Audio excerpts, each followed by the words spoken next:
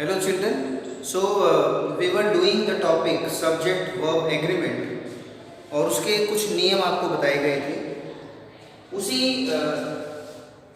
Chapter को, उसी topic को हम आगे बढ़ा रहे हैं and today we will do other rules related to this topic subject verb agreement. Okay, see the next rule in this topic of this topic, it is, see, when we confront, when we come across, जब हमको कुछ words हैं जैसे कि either or, neither no,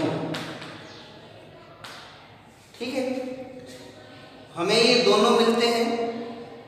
It is also pronounced as either, neither, either और neither. जब ये दो मिलते हैं पेयर के रूप में, neither nor, either or, या केवल ये दोनों मिलते हैं either और neither, तो वहां हमें कौन सा हेल्पिंग वर्ब यूज करना है, whether we are to use singular helping verb or we are to use plural helping verb. This thing I am telling you today. See children, either or, neither nor, सबसे पहले तुमको ये बता दिया जाए कि ये केवल दो नाउन्स के लिए, दो सब्जेक्ट के लिए इस्तेमाल होता है केवल. अगर हम इनका प्रयोग करेंगे, पहले either और neither को देखेंगे. अगर केवल either और neither इस्तेमाल हो रहा है सेंटेंस में, there we use only singular subject, singular verb. See, suppose the example, no, this example you see, either of the boys is weak. Either of the boys is weak. See, either और neither जब दो बार, either positive है, neither negative है, जब either का प्रयोग होगा तो वहां हम हेल्पिंग वर्ब क्या यूज करेंगे, सिंगुलर यूज करेंगे. Okay, first form with s we use there, does we use there, has we use there, okay, will we use there, was we use there. Clear? तो जब ये use होंगे either और neither, केवल either neither sentence में, तो हम singular helping verb प्रयोग करेंगे. एक और एग्जांपल इसका यूज कर सकते हैं, neither of them is healthy. Neither of them is healthy. यानी जब either और neither का प्रयोग होगा केवल either of के सेंस में, neither of के सेंस में, तो वहां हम सिंगुलर हेल्पिंग यूज करेंगे. Clear? So next rule, now listen, जो हम मेन बात कर रहे थे either or, कि either और अगर यूज हो, neither nor अगर यूज हो, तो उस सेंटेंस में हम किस तरह से हेल्पिंग वर्ब यूज करेंगे. नाउ वी सी एक सेंटेंस, ध्यान से देखिए यहाँ पर, either Ram or his friends, either Ram or his friends dash at fault. Either Ram or his friends dash at fault. अब सेंटेंस में देखो ध्यान से, इसमें दो सब्जेक्ट है, राम सब्जेक्ट है, हिज फ्रेंड्स ये भी सब्जेक्ट है. तो जब इस तरह की सिचुएशन आपके सामने हो कि दो सब्जेक्ट हो और आइदर और यूज हो, तो चिल्ड्रन बी केयरफुल कि वहाँ हम जो सब्जेक्ट है वो, मतलब जो सेकंड सब्जेक्ट है उसके अनुसार हेल्पिंग वर्ब का प्रयोग करेंगे, उसके अनुसार हम वर्ब का प्रयोग करेंगे. Okay, the verb must agree with the second subject, not with the first one. Clear? Ram here it is first subject, his friends this is second subject. So when you have this formation either or in this way, जब ऐसे कुछ प्रयोग हो तो वहाँ जो second subject है हम उसके अनुसार हेल्पिंग वर्ब प्रयोग करेंगे, हेल्पिंग वर्ब का प्रयोग करेंगे. either सब is am are यूज कर रहे हैं या was were यूज कर रहे हैं, तो यहाँ हम किसका यूज करेंगे, verb का यूज करेंगे. अगर is am are है तो are का प्रयोग करेंगे, has have है तो have का प्रयोग करें. प्लूरल है, लेकिन इसी सेंटेंस को हम इस तरह से यूज करें कि आइदर हिज फ्रेंड्स और राम, तो वहां राम सेकंड सब्जेक्ट है, वो सिंगुलर हो जाता है, तो वहां हम फिर राम के अनुसार उसका प्रयोग करेंगे हेल्पिंग वर्ब का, it may be singular. Clear? Next sentence, उसमें भी यही रूल है, neither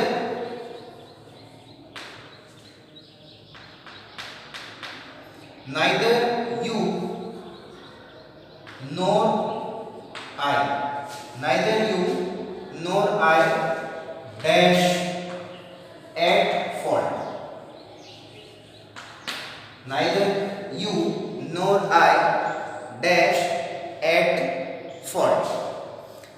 अब इसमें हम ध्यान देंगे वही बात है, neither और nor ये वही पेयर आया हुआ है, इसमें भी दो सब्जेक्ट है, यू भी सब्जेक्ट है, आई भी सब्जेक्ट है।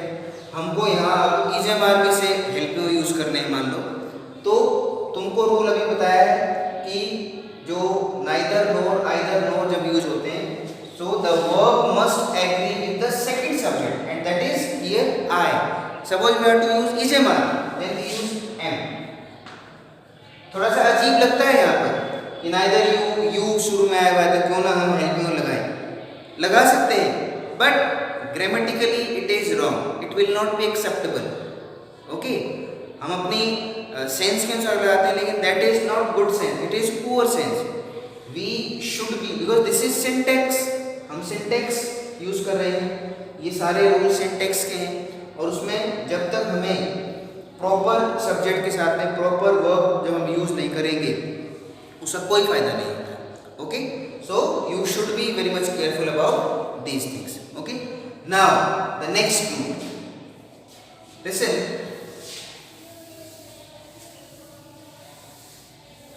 अगला जो यूज है वो होता है, कुछ फ्रेज होते हैं जैसे each of,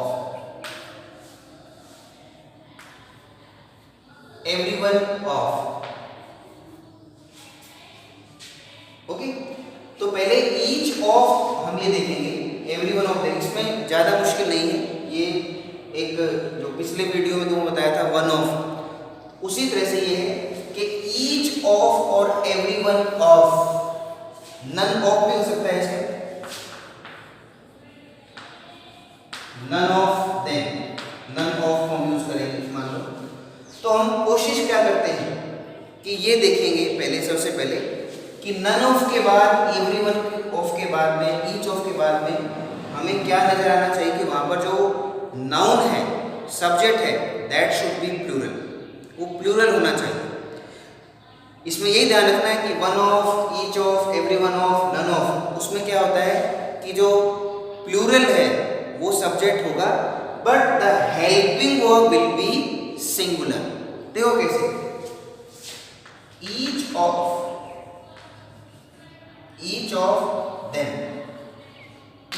them dash guilty, each of them is guilty, उनमें से हरेक, we are talking about individual, उनमें से हरेक अपराधी है। Suppose we are using is and are, we use is। Okay, each of them is guilty, so in this sense we use the helping verb singular. Okay, the same way everyone of also, we can use other sentence with this phrase like none of them dash, none of them dash to school daily, none of them dash to school daily।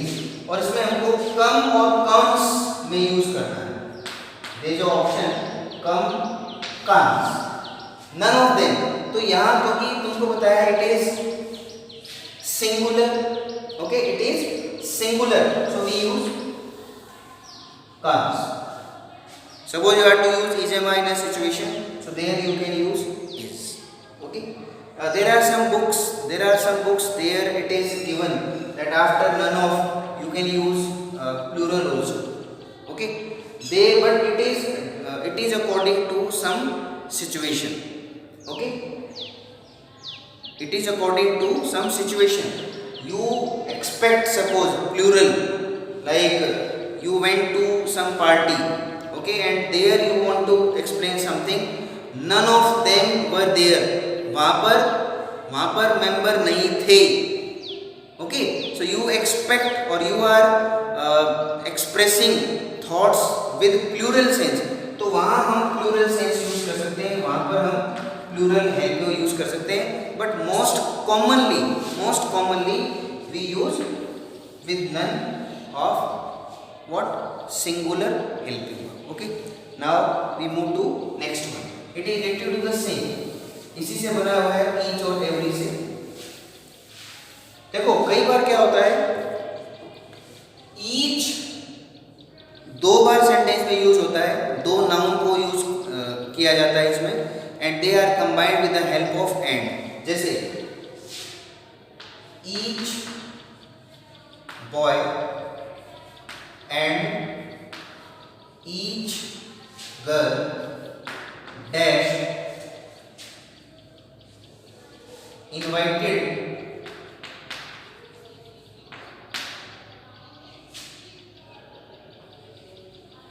every day.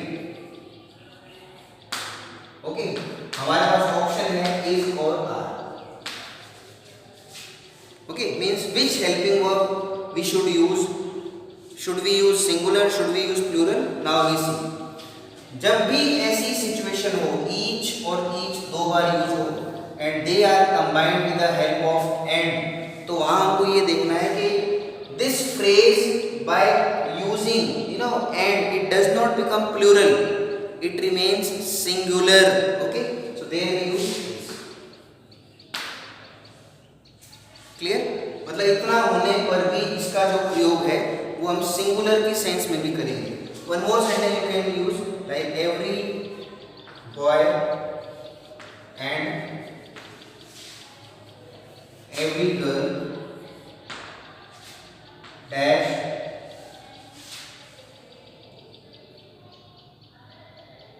taken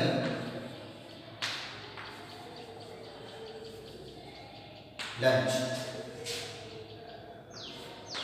Option has and have. Every boy and every girl dash taken lunch. So as I told you earlier, every boy and every girl, by using this and use करने से ही ये कोई plural नहीं बन गया है, singular. So what we use here, has. Every boy and every girl has what? Every boy and every girl has taken lunch. So we use singular here. Clear? Next.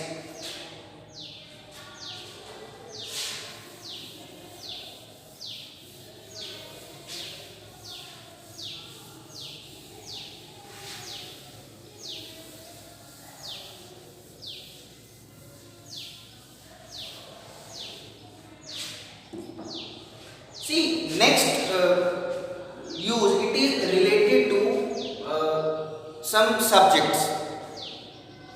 जैसे physics एक subject है, economics एक subject है,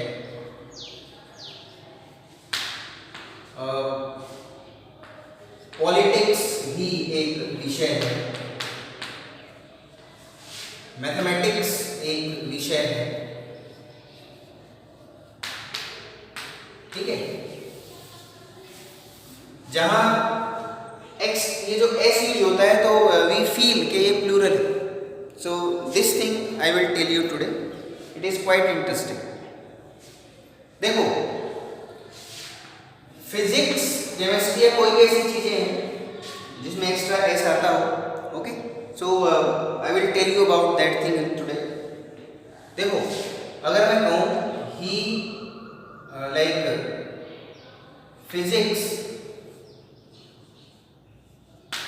is a difficult subject.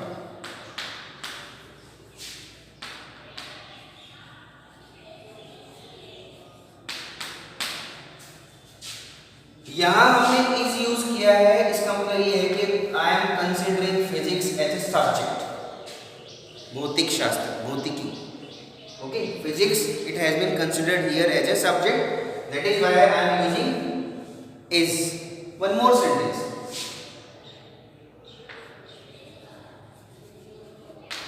Mathematics is a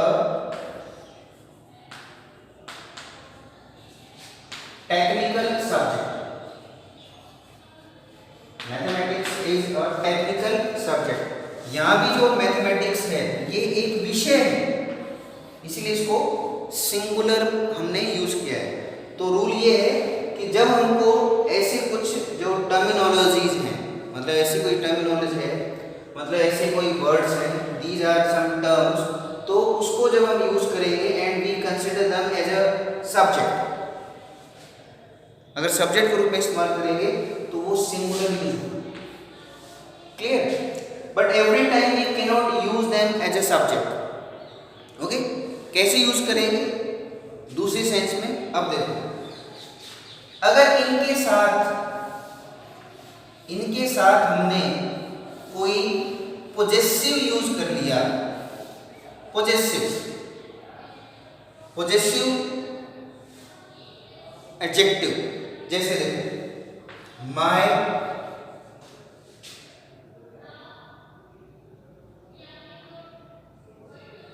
economics dash very poor, my economics dash very poor. अब यहां हम क्या use करेंगे? सिंगुलर यूज करेंगे या प्लूरल यूज करेंगे? Here we use plural helping verb, because यहां जो इकोनॉमिक्स है वो सब्जेक्ट नहीं है, अर्थशास्त्र नहीं है. यहां पर है माई इकोनॉमिक पॉलिसीज, मेरी आर्थिक क्रियाएं. Okay, so when this kind of term it is used in this way with some kind of possessive adjective, अगर पॉजेसिव एडजेक्टिव यहां प्रयोग किया गया है तो वहां हम किसका प्रयोग करेंगे? प्लूरल का. आर यूज कर सकते हैं, वर यूज कर सकते हैं, हैव यूज कर सकते हैं, डू नॉट यूज कर सकते हैं. Okay, means plural verbs we use there, first form without S और S we use here. Clear? One more, like her mathematics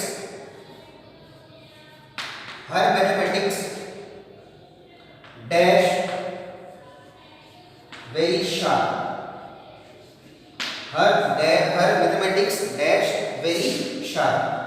यहां भी हम आर का प्रयोग करेंगे, वर का प्रयोग करेंगे, हैव का प्रयोग करेंगे, डू का प्रयोग करेंगे, फर्स्ट फॉर्म का प्रयोग करेंगे विदाउट एस और एस. क्यों? क्योंकि यहां मैथमेटिक्स एक सब्जेक्ट नहीं है, it is not a subject. Here it is means it is used as this subjects mathematical calculations, her abilities. ठीक है, तो जब इस तरह से इन सब्जेक्ट को यूज करेंगे हम फर्स्ट एज ए सब्जेक्ट, जैसा कि सब्जेक्ट है उसी विषय के रूप में यूज करेंगे, there we use them with singular helping verb. लेकिन अगर उसके साथ हम कोई पोजेसिव यूज कर लेते हैं, पोजेसिव एडजेक्टिव है, मतलब माय है, आवर है, योर है, देयर है, या इट्स है, या हर है, हिज है. अगर इस सेंस में यूज करेंगे या उसके साथ में हम कोई अपोस्ट्रोफी एस भी यूज कर लेते हैं.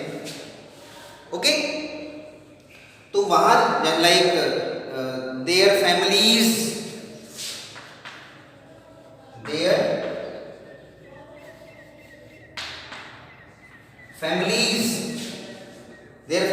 Mathematics are very sharp. तो जब इस सेंस में यूज करेंगे, मतलब पोजेसिव जो एडजेक्टिव यूज करते हैं या अपोस्ट्रोफी के साथ हम यूज करते हैं इन सब्जेक्ट्स को, दीज पर्टिकुलर टर्म्स, तो वहां हम जो हेल्पिंग वर्ब है it will be use there as plural. Okay, लेकिन केवल टर्म के रूप में यूज करेंगे, सब्जेक्ट के रूप में यूज करेंगे तो सिंगुलर, और अगर पोजेसिव के रूप में यूज करेंगे, पोजेसिव एडजेक्टिव के साथ यूज करेंगे, अपोस्ट्रोफी के साथ यूज करेंगे, तो वहां इनका जो प्रयोग है वो इन सब्जेक्ट के अलावा और जो दूसरी जो क्वालिटीज है उससे हो जाता है, and that is why we use there plural helping verb. Okay, so I hope you understood these rules carefully. With other rules of the same topic, I will come to you quite soon. Till then, keep watching and keep understanding and enrich your